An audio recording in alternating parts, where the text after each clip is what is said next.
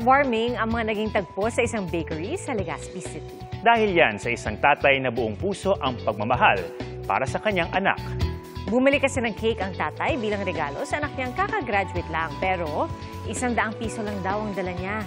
Hindi naman nagdalawang isip ang may-ari ng bakery na bigyan siya ng mamahaling cake. Kwento nila, tuwang-tuwa ang tatay na inalok pang linisin ang panaderya bilang kapalit.